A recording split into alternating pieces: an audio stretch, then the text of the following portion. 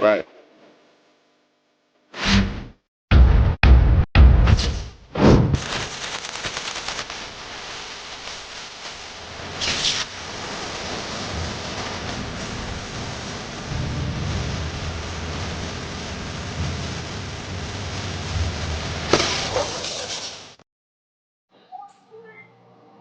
Do Not Move podcast. It's the episode of the Scrap Sheet with a very special guest, AD Palmore, the cyborg. How you doing, man? What's good, man? I'm doing good. I'm blessed. I'm blessed, man. I'm blessed. Yeah, appreciate you coming on. Appreciate you coming on. I just got a couple questions for you. I know you're a busy man.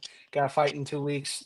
You know, how you preparing for this, man? Are you one of those guys who just focuses on you, or you doing a tape study, or you just worry about what you're gonna do in the cage? It's a mixture. It's a mixture of everything, honestly. Like as of right now, I'm in this process of obviously this is my first fight back in 3 years. So the best thing I can do is focus on what I can control and what I can handle. So the biggest thing is making sure I'm in the best shape of my life, preparing for whatever comes in front of me. Whatever he throws at me and stuff. So. Um, Obviously, we did some tape study and stuff like that. To be able to do that, take that from football. I played football, so it was some things that I took over from there to bring over to this. So yeah, man, I think that's really just there's I guess a special way to go about things and um, watch a little film and just make sure I'm dialed in and all my T's are crossed and my I's are dotted. So that's just really kind of how I go about that. For sure, for sure. And that football background, it kind of makes sense. You're an athletic heavyweight in there, man. Like that high kick knockout I saw, that's impressive. I didn't, most heavyweights ain't doing that. So your game Yeah. has evolved. Yeah, the heavyweight game is really involved too. I think I come in and I came in with some heavyweights that are like kind of shaping that new um, style of fighting when it comes down to it. A lot of guys like in the heavyweight division are fighting in a certain manner, and it's a lot more takedowns, a lot more wrestling, a lot more like kicking and stuff. And I just want to be able to show that I'm different, or I'm just not the average or typical heavyweight. So I just come in and trying to I guess do what needs to be done, and that's put that boy away in this the rough job to make sure that we walk out there safe. And my job that make sure we safe. So Yes, that's sir. Yes, how sir. I look at it. So. Where did the nickname the cyborg come from? Was that something you made, or was that something your teammates gave? Like, how did that come about? So like, okay, so how I started. So like, when I first started fighting, I had my first like actual fight, my first 2 3 fights, and I would go Facebook Live. You know what I'm saying? And then so I started picking up steam of like people like who are around me. All of our close friends and people within our circles are on our social media, but Facebook is a little bit more personal because it's like for people from my high school, my college, from Hmm. family, and all that. So crazy thing is, when I was in high school, I played tight end. So in college, I played tight end as well. So I was more of a hybrid tight end, can run, can catch, can block, things like that. So it kind of tied over into me fighting. I found out I was a heavyweight when I started training and stuff, and they told me I was like, man, you're real fast and agile for a heavyweight. So it's like, you got power, you got speed. And it's like the best of both worlds. So me and my friend, I was just like, we were just talking and stuff one day, and I was like, bro, if I'm gonna go legit, I gotta get a nickname, bro. I was like, man, I was like full WWE mode. I'm like, if I'm gonna do anything, man, I'm gonna have to have a nickname. It's only right. So we was just thinking, and I was like, man, they say the same thing in football that they do in the fight world of me. So I'm like, the best thing I could do with that is like, I think I could end up going and finding something that like is a synonym for hybrid. So with Hmm. a hybrid, even though we looked up some things and we looked up what I forgot what some of the things that popped up, but cyborg was one of them. And I was just like, oh, that's kind of cool. But as we looked up, it was like there were cyborgs already out there. Like people's official last name was cyborg, or Hmm. we had some people out there who actually call themselves that. So it was good. So I ended up saying like I went to school for psychology, and I also went to school for I got my bachelor's of science degree in psychology, and then I got my associate's degree in general studies. And so as we was thinking of like different things of that nature, I was like, man, hybrid, synonym for hybrid, cyborg. Okay, let's change CY to PSY, BORG, Hmm. and then it stuck. You know what I'm saying? It stuck. So Why damn? But yeah, it stuck. So I was just like, we're gonna go with that. We trying to spell it a whole bunch of different ways. I I like think it. we spelled it what? We spelled it like SYPOBORG. We spelled it. What else? Um, we did like CSYBORG. It was just a whole bunch of stuff, and I was just like, bro, psychology, and then we're gonna do psychology degree, psychology. Take the PS from that, and then put it in that, and this is gonna be me, and it just fit. And then Mhm. around the time my hair was red, but I was just growing out my locks, my hair, and I was like, well, if I have a fight nickname, then I need to have a logo. So we started cooking up some logos and everything, and I just went full WWE mode. I made my own shirts. I made my own nickname, and we just went from there. And then after, I just like self-proclaimed that was my nickname, and I just put it on social media. I thought it was cool. I wasn't even doing it for other people to think it was cool. I just was like, I'm a fighter. This is what I want to do. This is how cool I think it is. Y'all gonna mess with it. Y'all gonna fuck with it. And after I started, like after I got the, like it, like professed it on the world. This is my nickname and stuff. And I just started like, having my own little pay per view on Facebook because I was Facebook live all of my fights. Mhm. And I just think that I just grew my following and let people understand like, oh, he actually is pretty good and stuff like that. So it just all came down to working that stuff out. So. Yeah, yeah, I like it. It mixes a bit. It's like a hybrid of you plus a little background of you with the psychology degree. It's a mix of everything. I like it. Yeah, I yeah, yeah. like So it. like that's a thing though. So I just try to make something that was unique that somebody else didn't have, and like something generic. Like I didn't want to be the beast. I didn't want to be the animal. I didn't want to be the freaking professor or the, I just wanted to have something that was like that I could like piggyback off of. That was that was my style. And the more I started bringing it to life with the logos, the caricature, the anime character. All those stuff just started making it to the point where like, you know what, like this me, So Yeah, I what's feel up? you. I feel you. Yeah. What's your fight day routine? Like, are you superstitious at all, or you just go with the flow? Or like, you got like a same day routine, or like how's fight day go for you? Fight day for me is honestly, I'm not really superstitious at all. When it comes down to fight day, I treat it like I try to treat it like it's a late day practice for me. Like, you're not saying as in it's not hard going to be hard at all, but the mindset is that you're going to be competing at later at night, and that day has to be ran the same as in knowing that you have a workout at the end of the night that's going to be as strenuous as it's going to be. So I treat that fight day like, make sure I'm sleeping in, making sure I'm drinking my water. I'm hydrated. I got all my stuff that's needed to go to the arena, all that stuff in order. So that's kind of like just how I treat fight day is. I treat it like a day where it's like, okay, cool. Let's not make put too much pressure on ourselves because this is the day that we've been waiting on anyway. So the fact that this came here, like, let's make the most out of it. You know what I'm saying? So I'm not superstitious. No, no, no. I'm not super superstitious. I'm definitely Nah, I superstitious. get you. I Right. get Like, you. so.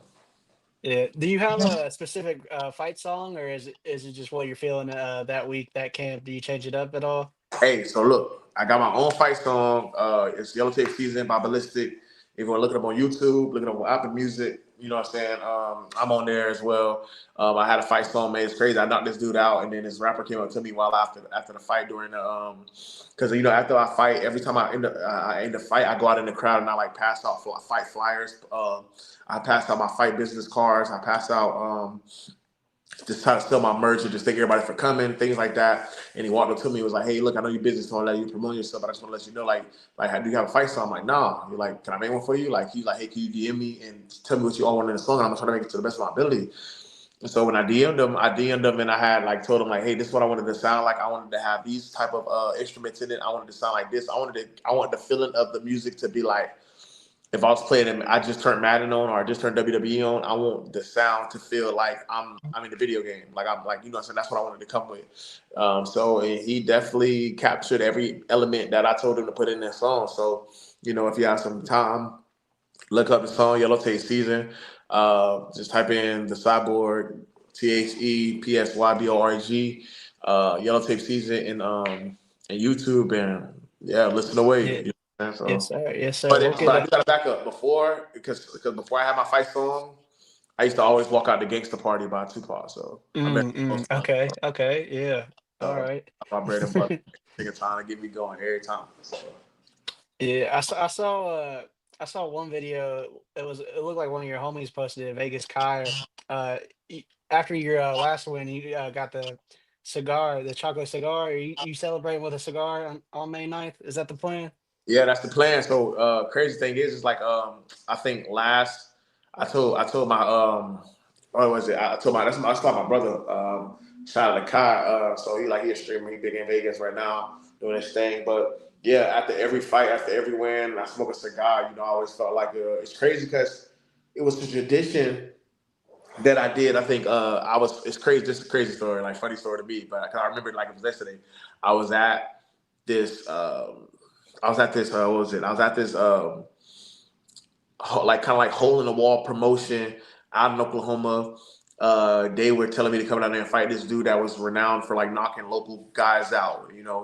And I fought him once, but when I came back to fight him again, they were all like, "Oh my gosh, you're fighting him! Oh, watch out, be careful!" And I'm just saying to myself I had to like remind, like tell people like, bro, I was there before last year and I beat him. Like you beat him? Like yeah, like y'all better start thinking about who he finna face. Like and I think what happened was it was a like a cannabis promotion.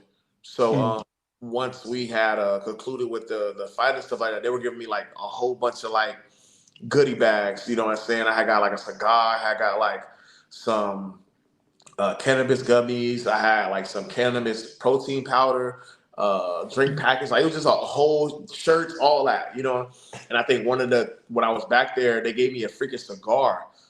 And so when I won and I had the belt and I was walking back, I was like hyped because I was like, they was really sitting there fucking warning me right before the fight who I should be worried about. And I was just like, it just fired me up really. And I just dog walked them those 2 rounds and got up out of there with that belt. And it was a blessing. And then after that, I was my second one of my second fights, and it was just the pictures went viral because I just was chilling, posting with the cigar in my mouth and everything like that. Then I told myself, you know what, bro? Like, I remember talking shit to the camera because they were recording me, and I was just like, man, I'm gonna just. I was saying so crazy. I was like, man, and then after every fight from now on, I'm gonna just smoke a cigar like champions do. And so I just remember after that fight, my last fight, I was in Texas, and we had went to a cigar lounge, and I was just like, I'm gonna keep my ritual going. And I just remember like, fuck that I ain't gonna lie, I don't even smoke. I don't really drink or anything like that. But that damn cigar had me like, I don't know. Maybe I was just in a Head cigar rolling a lounge bit. for too long. Maybe I was in a cigar lounge for too long. But yeah, I just keep that ritual like going. We keep a cigar in the cut, and after every fight, we smoke it like just like how they do in the NBA championship. They give them the champagne, the cigars. It's a Mhm. nice little prop, nice little photo, little prop. So yeah, that's how I do Yeah. it after every fight. That's what's up. That's what's up. And you're promoting yourself well, man. You got this personality. You're still young in the fight game, 30. Like, the heavyweight division is on the rise at higher levels too. And I feel like you are this new wave of heavyweight guy. And I can't wait to see what you've been doing, you're going to do in the future, man. No, most definitely. I think with where I'm at and everything like that, I think like I'm still getting back acclimated to how to not how to promote myself, but to stay active with promoting myself because I get so busy sometimes and I just like have so much content in the cut that I don't get a chance to chop up the stuff that I need to chop up. Like even today, like I'm gonna have to go in and edit some stuff and post some stuff today, but it's just like I just try to like promote myself like I'm a business and for people to take me serious like enough to be like, man, this is different. I'm not just some guy fighting. I'm not just some crazy guy that just believe in himself. Like it's like, I'm not ignorant. I'm very educated, and I think that people should treat me as such. Not saying that people hasn't, but it's like I wanted the people to look at me a certain way, so I carry myself in a certain way, and I think of myself in a certain way. So it's like, you just manifest it with the power of a thought is very strong.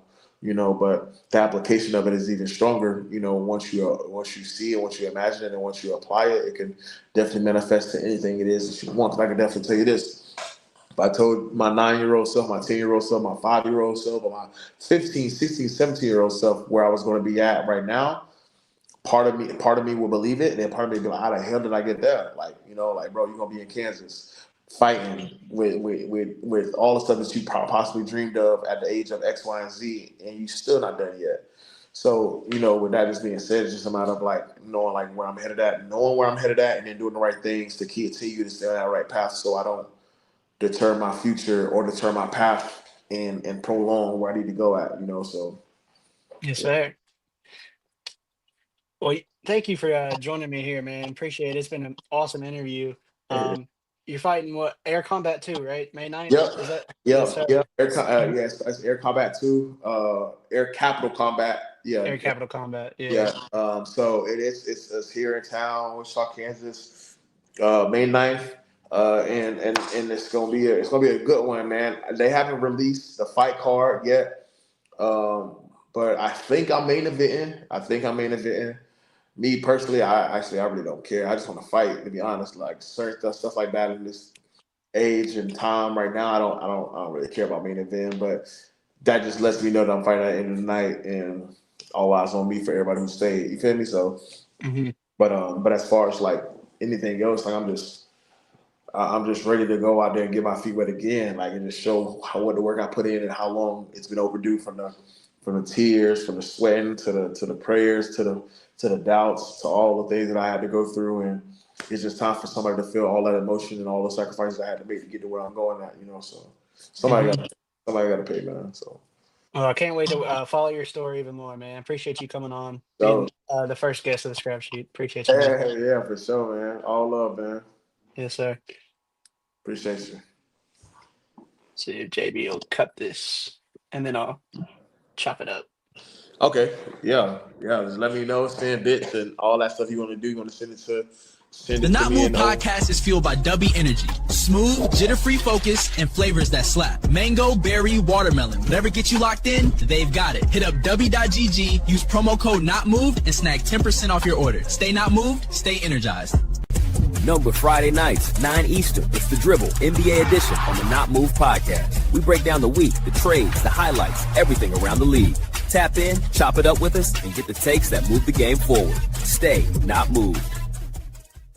The Not Move podcast drop is here. Snapbacks, hoodies, mugs, stickers, totes, everything you need to rep the convo everywhere you go. Limited run, unlimited style. Tap the link, fill the cart, and tap into the Not Move podcast every Friday night at 8 Eastern. We're bringing the Scrap Sheet, UFC edition. Every jab, every takedown, every headline. All the fights, all the drama, all the picks, right here. Watch live on YouTube or listen anywhere you get your podcast. Hit follow, hit subscribe. And stay not moved.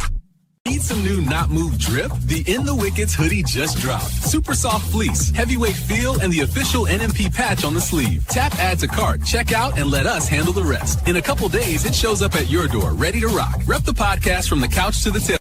Every Thursday night, the Not Move podcast drops a new episode of In the Wickets, our deep dive on everything around the NHL. We break down the plays, the trades, the stats, and the stories that matter. Plus a few hot takes along the way. Join us live at 8 p.m. Eastern, or catch it on your favorite podcast app right after. Same energy, same on. Tuesday nights just got louder. Ringside Rewind is live every week, 9 Eastern. We're breaking down Raw, SmackDown, and everything leading into the weekend. If it happens between the ropes, we're talking about it. Deep dives, hot takes, and a few surprise and replays. A whole lot of arguing. Yeah, but the good kind. Ringside. The Orphan Elimination Chamber tee just dropped. Fresh out the box. Look at this. That print is nasty. Chain link O, silver hit. It's tough. It's soft too, y'all. Fits right. Little drip for the Elimination Chamber weekend. We rocking these all season. If you're part of the Not Move fam, you already know. Jump on it before it's gone. Grab yours now at Not Move Shop. Episode of the Not Move podcast is brought to you by the MLB Shop. They have every team's gear, from classic caps to World Baseball Classic hoodies, all official and all ready for game day. Tap the link in our bio to head straight to the shop and snag your favorite merch. The drop is here. NMP gear built for every day and game day. Hoodies, mugs, and the Coach Common jersey in bold gold. Rep the movement. Feel the energy. Shop new arrivals. If you're craving baseball talk that doesn't flinch, tap in with us Monday nights at 8 Eastern. It's the Rusty Mitt MLB edition of the Not Move podcast. Breakdowns, debates, all the swings and misses without the fake fluff. Join us live or catch the replay wherever you get your pods. Rusty Mitt, Not Moved. Stay not moved. Attention Not Move Nation. Our first ever jersey has landed. The NMP by JB Sport Talk collab brings premium mesh, bold gold accents, and that undeniable game day energy. Plus, hoodie drop. Today's episode of Not Moved is brought to you by Open Goal, the world's #1 backyard goal. If you love soccer but hate chasing balls into the neighbor's yard, this thing is a game changer. Its rebound net sends missed shots right back to you, and the side nets keep your landscaping and your windows safe. It's perfect for kids, for training, or just having fun. Today's episode of the Not Move podcast is brought to you by Walmart.com. With our storefront in the Walmart app, you can get everything you need, pick up or have it delivered. We ordered dinner while recording and it showed up before we wrapped. Better Good sweet corn and burrata ravioli. Nuri protein drinks, even St. Patrick's Day treats. Walmart.com. Not Move, fam. Southgate edition just landed and it's fire. Check the tee, watch out for the skis and the wickets. Hockey stick, cricket wickets, all vibes. We got hoodies, mugs, caps, beanies, whatever you need. Cop yours before they... At the Not Move podcast, just drop the gear. Heavyweight hoodies, premium cotton, street ready. Caps, mugs, and more. Every detail on point. Whether you're hooping, tailgating, or just repping the pod, NMP fits the culture. Limited drops. When they're gone, they're gone. Cop yours today at notmoveshop.fourthwall.com. This non-casual podcast may not be reproduced, retransmitted, or reused without the authorized written consent of the Not Move Podcast Network. Thank you, and we hope you enjoyed today's broadcast.